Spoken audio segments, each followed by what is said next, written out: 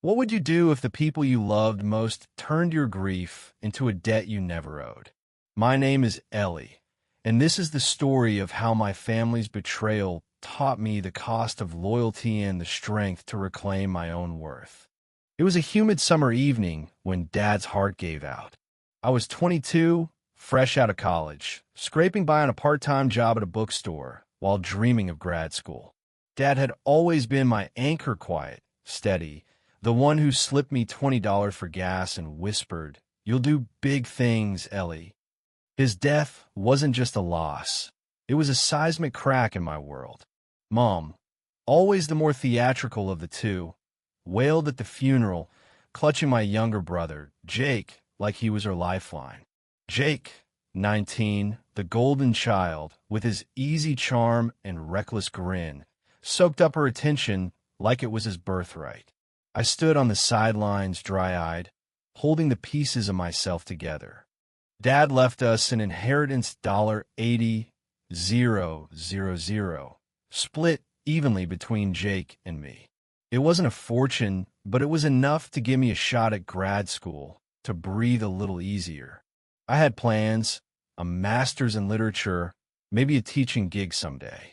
Jake, on the other hand, had no plans beyond living his best life.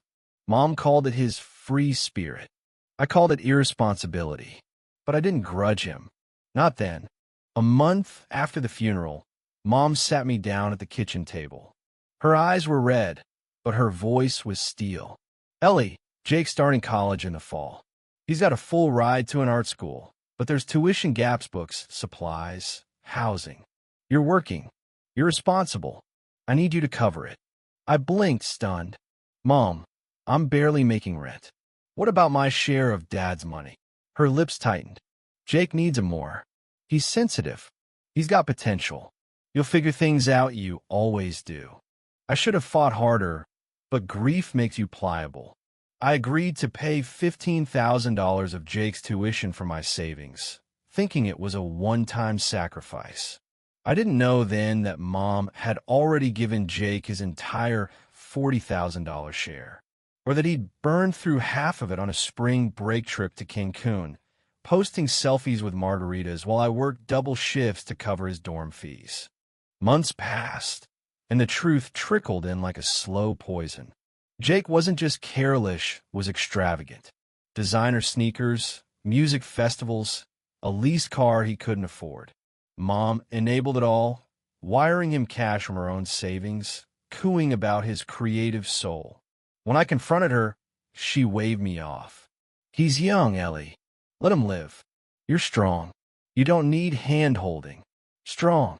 That word became my cage. By spring, my inheritance was gone. I drained it covering Jake's expenses, while he posted photos from a Vegas weekend, captioned, "Living the dream." I was drowning behind on rent, deferring grad school, my dreams slipping through my fingers like sand. I'd lie awake at night, wondering how my family could justify this. Dad's voice echoed in my head. "You'll do big things, Ellie." But how? When I was paying for Jake's best life? Then came the twist I didn't see coming. One evening, while sorting through Dad's old files for Mom, I found a letter tucked in a folder of legal papers. It was in his handwriting, dated a week before he died. My heart pounded as I read it. "Ellie, if you're reading this, I'm gone. I know your mom and Jake lean on you. Too much, sometimes. I've set aside an extra $20,000 for you in a separate account. It's not much, but it's for your dreams. Don't let them take it. Love, Dad." A bank statement was attached, with an account number in my name. I sat there, trembling, tears blurring the ink. Dad had seen the imbalance, the weight I carried.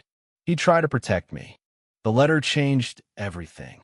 I called the bank the next day and confirmed the account was real, untouched. $20,000. Enough to restart, to reclaim a piece of what I'd lost, but also lit a fire in Maya quiet, burning anger. I wasn't just a workhorse for Jake's whims or Mom's favoritism. I was done. I confronted Mom that night.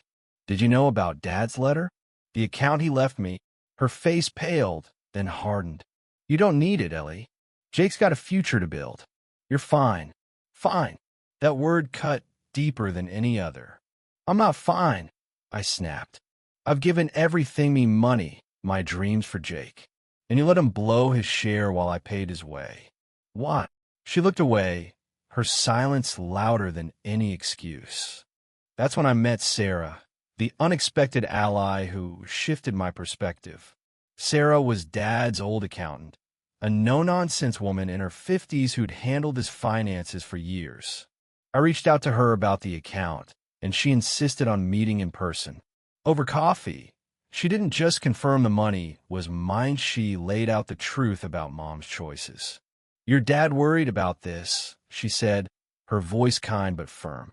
Your mom's always favored Jake. He told me to keep an eye on you. Make sure you didn't get lost in their needs. Sarah helped me secure the account, ensuring Mom couldn't touch it. But more than that, she gave me something I'd forgotten: validation. You're not selfish for wanting your share, she said. You're allowed to choose yourself. Sarah's words were a lifeline. I started setting boundaries. I told Mom I was done paying Jake's tuition. When she protested, I held up Dad's letter. He wanted me to have this. I'm honoring him.